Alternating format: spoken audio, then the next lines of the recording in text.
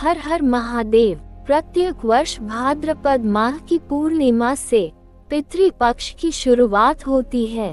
इस वर्ष पितृपक्ष की अवधि 17 सितंबर 2024 से 2 अक्टूबर 2024 तक रहेगी। पितृपक्ष से जुड़ी कई प्रचलित कहानी है जो हमें पितृपक्ष का महत्व समझती है। आइए जानते हैं पितृपक्ष के महत्व को समझते हुए एक कहानी। चलिए शुरू करते हैं। पितृपक्ष की पौराणिक कथा के अनुसार जोगी तथा भोगी दो भाई थे। दोनों अलग अलग रहते थे। जोगी धनी था और भोगी निर्धन। दोनों में परस्पर बड़ा प्रेम था।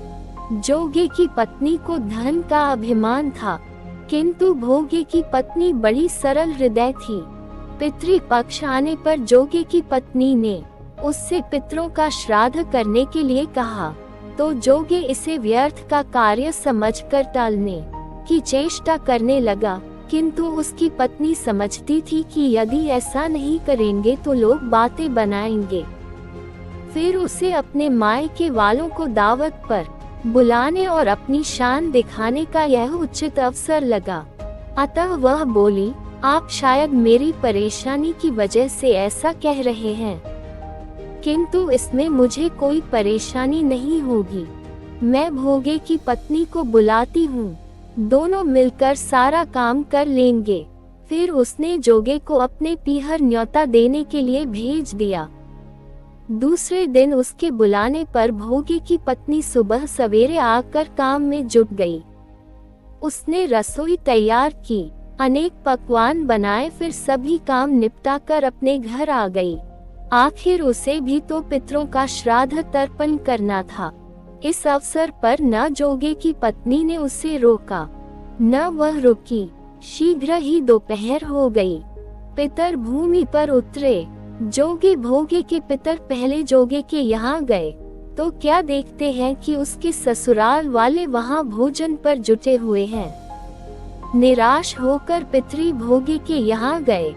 वहाँ क्या था, मात्र पितरों के नाम पर अगियारी दे दी गई थी।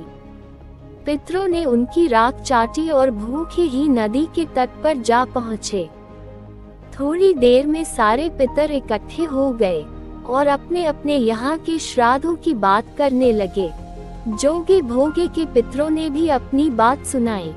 फिर वे सोचने लगे, अगर भोगे समर्थ होता तो शायद उन्हें भूखा न रहना पड़ता, मगर भोगे के घर में तो 2 चून की रोटी भी खाने को नहीं थी।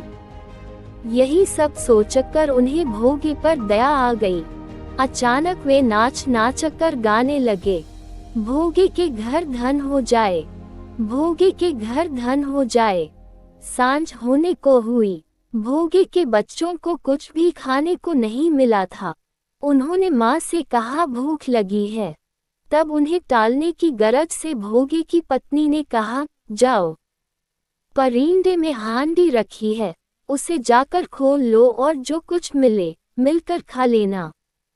बच्चे वहां पहुंचे तो क्या देखते हैं कि हांडी मोहरों से भरी पड़ी है। वे दौड़े दौड़े माँ के पास पहुंचे और उसे सारी बातें बताईं। परिंदे में आकर भोगे की पत्नी ने ये सब कुछ देखा तो वह भी हैरान रह गई। इस प्रकार भोगे भी धनी हो गया, मगर धन पाकर वह घमंडी नहीं हुआ। दूसरे साल का पितृपक्ष आया। श्राद्ध के दिन भोगे की स्त्री ने 56 प्रकार के व्यंजन बनाए। ब्राह्मणों को बुलाकर श्राद्ध किया, भोजन कराया, दक्षिणा दी। जेठ जेठानी को सोने चांदी के बर्तनों में भोजन कराया। इससे पितर बड़े प्रसन्न तथा तृप्त हुए। हर हर महादेव। अगर कहानी पसंद आई तो वीडियो को लाइक शेयर सब्सक्राइब जरूर करें।